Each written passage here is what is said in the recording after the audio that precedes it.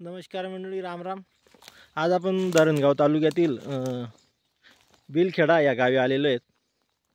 येथील शेतकरी लोटन श्रीराम बदाने यांच्या शेतात आलेले आहेत. हे शेतकरी म्हणजे पहिले सैन्यात होते, सध्या आता ते शेतीत उतरलेले आहेत. त्यांनी हा प्लॉट लावलेला आहे. जवळपास बरोबर 2 वर्ष झालेले आहेत. तुम्ही पाहू शकतात साईज त्याची कटिंगवर आहे. आता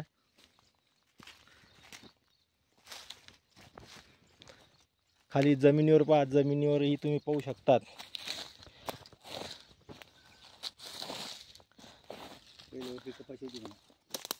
हे जमिनीवर हात थर तयार झालेला आहे. जमिनीची जी प्रत आहे अतिशय हलकी अशी जमीन आहे.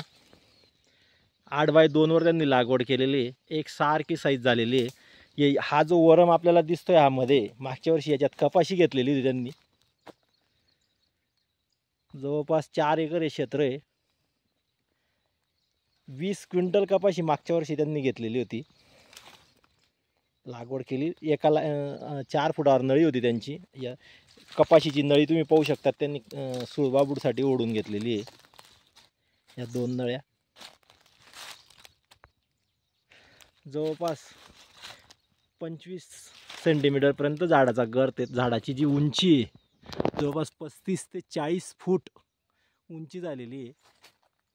पाहू शकता तुम्ही.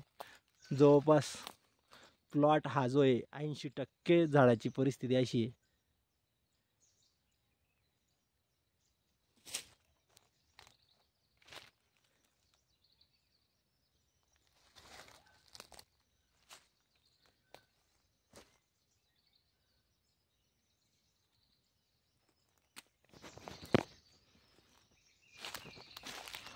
कुठल्याही प्रकारचं तण तुम्हाला शेतात दिसत नाहीये.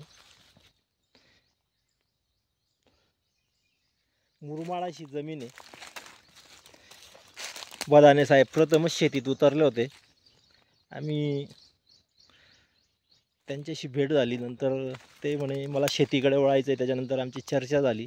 त्यांना सुळबाबूडची माहिती दिली. त्याच्यानंतर त्यांनी लावली. तर आता त्यांना सुळबाबूड लागवड करून कसं वाटतं, त्यांचे विचारही आपण जाणून घेणार आहेत.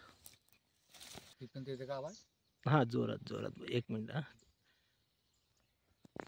नमस्कार बदाने साहेब. नमस्कार. कसं वाटतंय सुळबाबूड लावून? एकदम भारी. 2 वर्षाचं पीक झालं ते. 2 वर्ष झाले का लागवड करून? हो हो. याच्यात अजून मी आंतरपीक कपाशी घेतली होती. किती आलं होतं कपाशी तुम्हाला? 20 क्विंटल आली.